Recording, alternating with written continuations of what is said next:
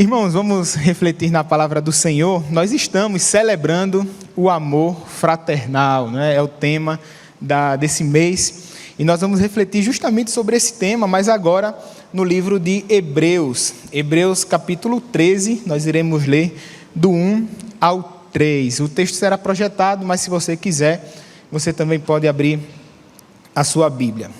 Hebreus capítulo 13, do 1 ao 3, diz assim a palavra do Senhor. Seja constante o amor fraternal. Não se esqueçam da hospitalidade, pois foi praticando-a que, sem saber, alguns acolheram anjos. Lembrem-se dos que estão na prisão, como se estivessem aprisionados com eles, dos que estão sendo maltratados, como se vocês mesmos estivessem sendo maltratados. Que Deus aplique a sua palavra nos nossos corações. Irmãos, nós sabemos que a carta aos Hebreus, existem assim algumas incertezas em volta dela. Primeiro, que nós sabemos que é uma carta anônima, a gente não sabe dizer quem escreveu essa carta. Não é? É a carta que não existe assinatura, ninguém assinou, ninguém disse, eu, fulano de tal, escrevo essa carta.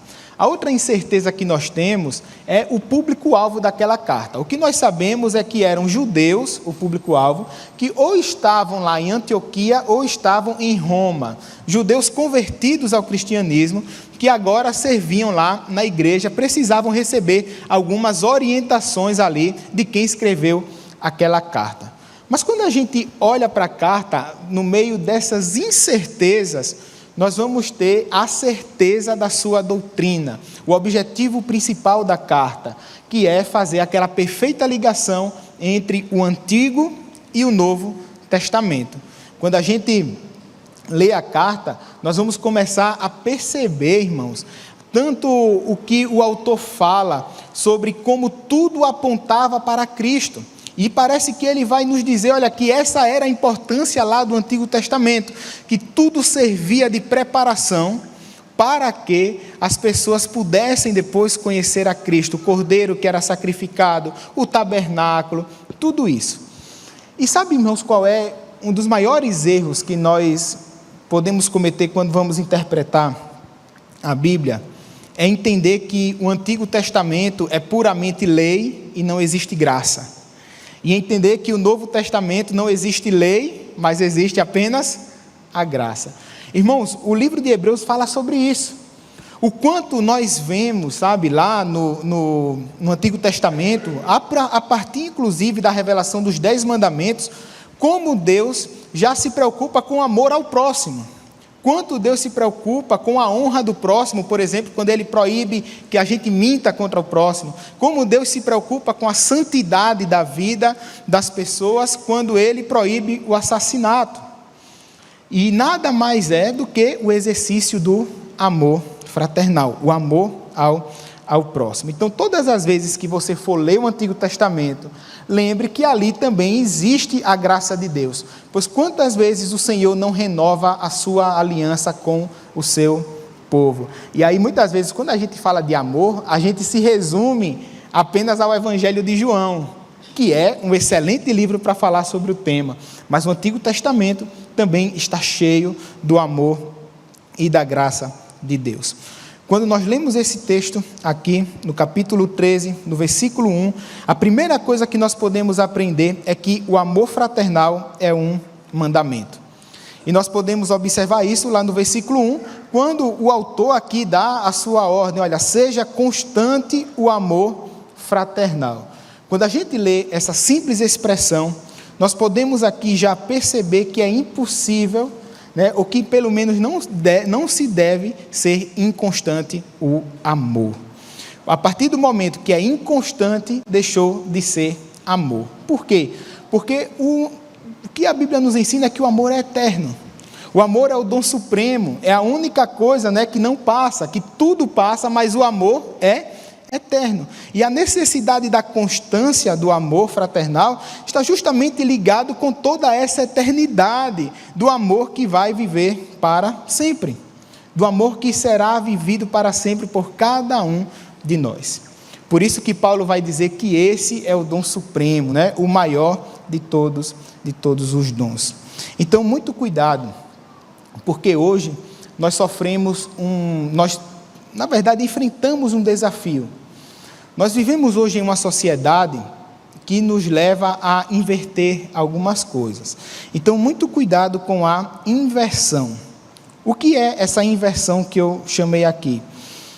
A nossa sociedade, irmãos, está em um nível de narcisismo tão grande que nós somos levados a amar coisas e usar pessoas. Nós sabemos que essa é a inversão. Pessoas são para ser amadas, coisas, são para ser usadas. Então, como é que nós podemos evitar essa inversão? A resposta aqui é muito simples, irmãos. Vivendo o amor fraternal. Vivendo o amor ao próximo. Já revelado desde lá do Antigo Testamento. Mas em 1 João, no capítulo 2, no versículo 15, o apóstolo nos diz: não amem o mundo, nem o que nele há. Se alguém ama o mundo, o amor do Pai não está nele. Como nós vamos viver o amor de Deus, que deve ser revelado para o próximo, se nós só amamos aquilo que o mundo nos oferece? Se tem, irmãos, aqui uma coisa que não combina com o amor, nós sabemos, é o egoísmo. Naquele texto muito celebrado de Paulo, em Coríntios, no capítulo 13, Paulo vai dizer que o amor não pode ser egoísta. O amor exige o quê? Doação. O amor exige ação, exige sacrifício. E eu lembro, sabe, que algumas vezes eu conversando, eu não sei por que a gente terminou parando para falar sobre esse assunto, mas conversando com amigos, falamos sobre doação de sangue. E ele chegou e disse para mim: Deus me livre de doar sangue. Eu perguntei por quê? Ele disse: porque dói.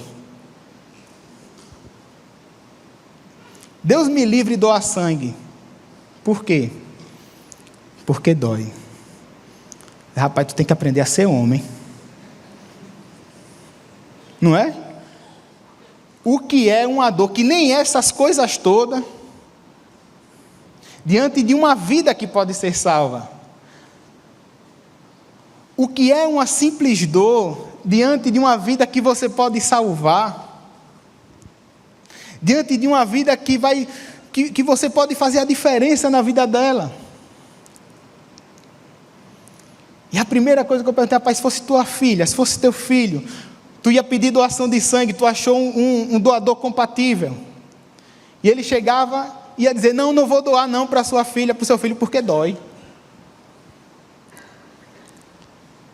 Sabe, irmãos, o amor exige esse sacrifício. Amor exige essa prática de sacrifício. Mas logo depois que o autor fala aqui sobre a importância do amor ser constante, ele vai falar de talvez uma das práticas de amor que era mais exercitada no Antigo Testamento, que era a questão da hospitalidade. A hospitalidade, irmãos, fazia parte da lei do povo de Israel, lá no Antigo Testamento. E ela servia principalmente para que aquelas pessoas que viviam pregando a palavra, profetas, enfim, pudessem, quando viajassem para pregar, ter um lugar para se alimentar, um lugar para descansar, um lugar simplesmente de apoio. E toda lei, quando você se deparar com uma lei no Antigo Testamento, se lembre de uma coisa, que na lei existe a norma e o princípio. A norma, ela serve para o povo de Israel no Antigo Testamento. O princípio é universal e é eterno. Então, quando existia uma lei sobre hospitalidade para se receber não apenas profetas, mas profetas, a ideia por trás ali, irmãos, era que as pessoas estavam não apenas recebendo um homem na sua casa, mas estavam recebendo a própria palavra de Deus na sua casa. Porque com a hospitalidade nós acolhemos mais do que pessoas. É o que a própria Bíblia aqui nos ensina. Quando ela remonta lá aquela situação de Abraão, lá no versículo 2, não se esqueçam da hospitalidade, pois foi praticando-a que, sem saber, alguns acolheram anjos. Alguns acolheram anjos. E aí é onde entra hospitalidade e empatia. Acolhimento. A hospitalidade poderia ser substituída pelo acolhimento. Porque quando iria falar sobre leis de acolhimento, de hospitalidade, Deus falava para o povo: olha, acolham o estrangeiro. Por quê? Porque um dia vocês foram também estrangeiros na terra do Egito. Vocês sabem o que é estar em uma terra estranha. Vocês sabem o que é sofrer. Vocês sabem o que é ser estrangeiro em uma terra onde vocês eram maltratados. Agora exerçam hospitalidade, acolham o estrangeiro, porque eles estão passando pela mesma situação que um dia vocês passaram no Egito. Esse era o contexto lá do Antigo Testamento. Mas quando a gente vai para Hebreus, quando a gente vai para o Novo Testamento, o contexto da hospitalidade, irmãos, se relaciona muito mais com a questão da perseguição. Se relaciona também com, a gente acolher em nossas casas, ou os cristãos acolherem nas suas casas, outros cristãos que estavam sendo perseguidos. E nós sabemos que acolher pessoas que eram perseguidas na sua casa, era se expor. Então ele está dizendo: olha, lembre de acolher, lembre da hospitalidade, porque você, hospedando alguém que está sendo perseguido, você pode estar acolhendo um anjo aí na sua casa. A hospitalidade, irmãos, era muito mais do que hospedar alguém, dentro da sua casa. A hospitalidade era ter a oportunidade de aliviar um pouco a dor daquela pessoa. A hospitalidade era receber alguém que estava sofrendo, era cuidar daquela pessoa que estava sofrendo, e você teria a oportunidade de aliviar um pouco o sofrimento dela. Só que o autor, ele ainda vai mais além, porque ele manda que a gente se coloque no lugar dessas pessoas.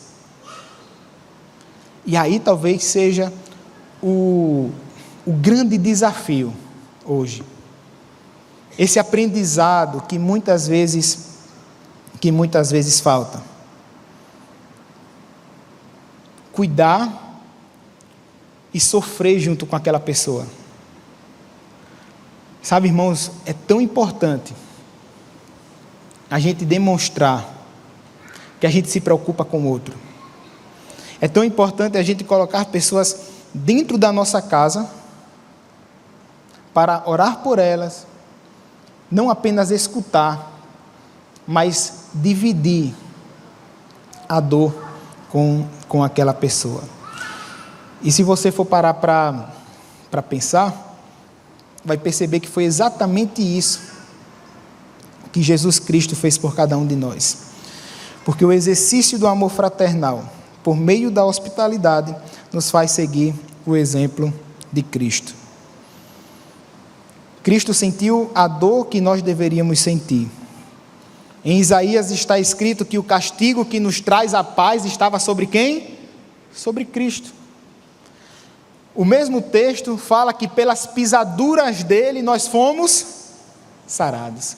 Alguém que tomou o nosso lugar, alguém que entendeu a nossa dor, alguém que pegou uma dor que era nossa, viveu, foi moído, morreu na cruz, uma morte terrível de cruz, em nosso lugar. E o que me impressiona, irmãos, em Jesus, é justamente perceber que nem quando ele estava pendurado na cruz, ele pensou nele mesmo. Os momentos que ele para falar, ele pede perdão por aquelas pessoas que estavam maltratando ele. Pai, perdoa porque eles não sabem o que fazem. Ele pede para que João acolha a sua mãe em casa. Ele só pensou no outro, mesmo nos momentos em que ele deveria pensar apenas nele. Aí é onde entra a hospitalidade e a empatia. Muitas vezes, irmãos, o sacrifício que nós fazemos, ou a dor que nós sentimos, pode ser o alívio da dor do nosso irmão. pode ser o alívio da dor do nosso irmão. E aí o texto sagrado vai nos dar aquela bela lição no versículo 3. Lembrem-se dos que estão na prisão, como se estivessem aprisionados com eles, dos que estão sendo maltratados, como se vocês mesmos estivessem sendo maltratados. O texto aqui nos ensina, irmãos, a buscar coisas que muitas vezes nós queremos evitar. Porque ninguém quer ser maltratado. Ninguém quer ser preso. E eu lembro quando eu era pastor em Capela, a gente fazia cultos na delegacia. A gente ia com um grupo de irmãos, entrávamos ali, realizávamos cultos com as pessoas que estavam encarceradas, às vezes aguardando julgamento, às vezes aguardando ser transferido para o presídio.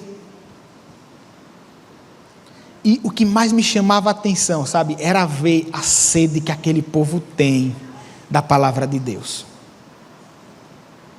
Você entrar lá, apertar na mão daquelas pessoas, abraçar aquelas pessoas, cantar, todos eles conhecem, todas as músicas que a gente canta, eles conhecem. Pede música, pede para orar. E o simples fato da gente pegar um violão, tocar, cantar, levar uma palavra, estar ali preso com eles, aliviava um pouco o sofrimento daquelas pessoas. Ali não importava porque eles estavam presos, o que foi que eles fizeram para estar ali. Ali só tinha seres humanos que também precisavam do amor de Deus. Isso é empatia. Isso é ser hospedeiro. Ter o hábito da hospitalidade, melhor dizendo. Sabe? O autor aqui, irmão, está nos ensinando o quanto importa que não apenas a gente escute as pessoas que estão sofrendo, mas que a gente participe da dor de todos aqueles. E sabe, irmãos, muitas vezes eu tenho agradecido a Deus pela oportunidade de fazer parte de uma igreja que exerce o amor fraternal. Fazer parte do povo de Deus, irmãos, deve ser motivo de gratidão em nossas vidas.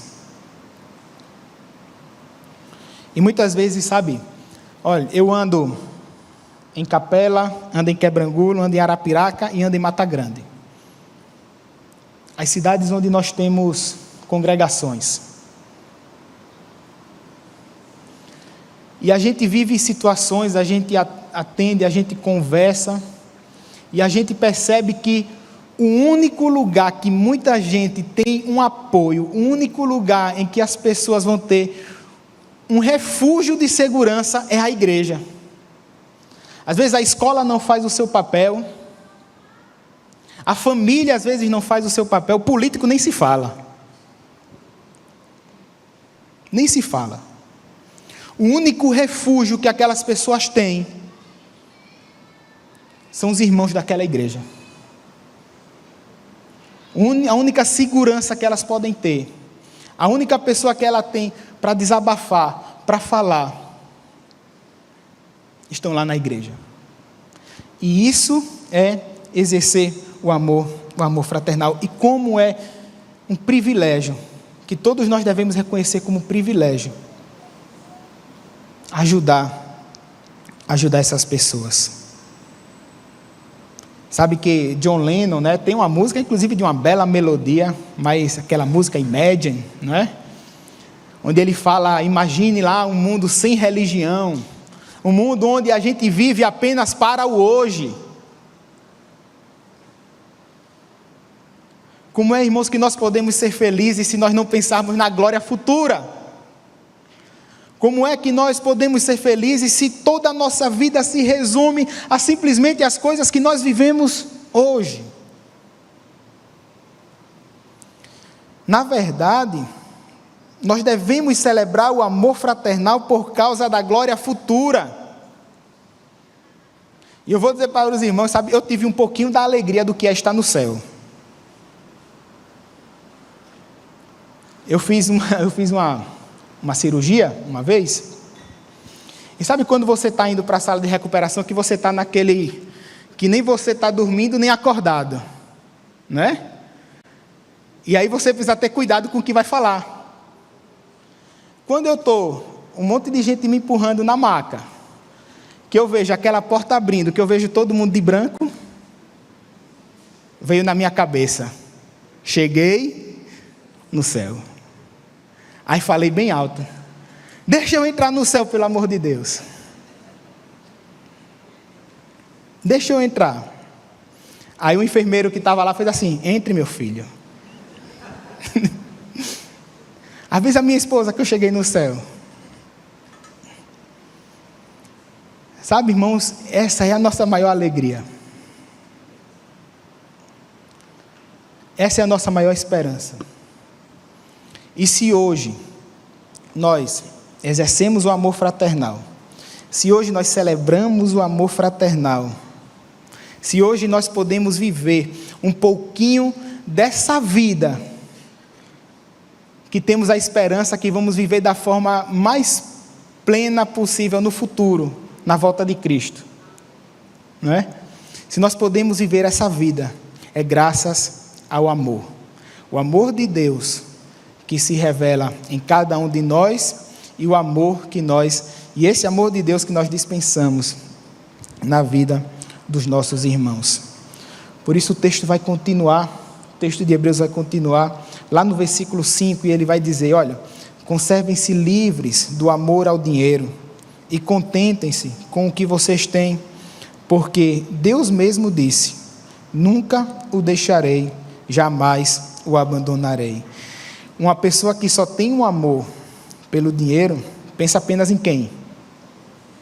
Nele mesmo, em si mesmo. Por isso, irmãos, todos os dias, nós devemos ser gratos a Deus, porque Ele nos livra do egoísmo. Nós devemos louvar a Deus, porque fazemos parte do seu povo. Nós devemos louvar a Deus pela oportunidade de exercer o amor fraternal. Nós devemos adorar, louvar a Deus, porque você, membro desta igreja, congregado, você que talvez vai fazer até a profissão de fé agora,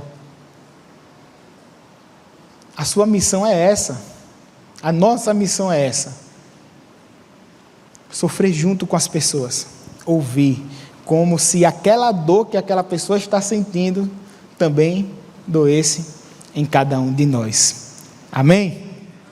Vamos orar? Feche seus olhos.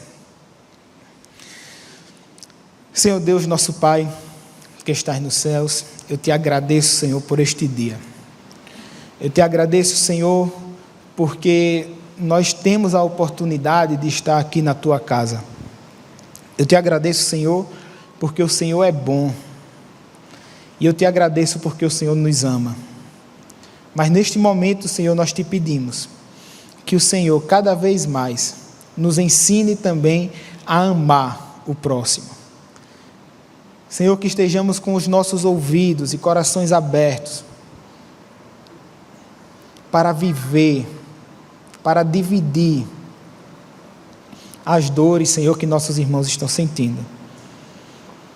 Nos ensina, Senhor, cada vez mais a ser como Cristo. Que possamos amar as pessoas como Cristo amou. Que possamos, Senhor, ter tanto amor pela missão, como o próprio Jesus Cristo teve. Muito obrigado por fazer parte de uma igreja, por fazer parte do teu povo. Em nome de Jesus. Amém. Amém.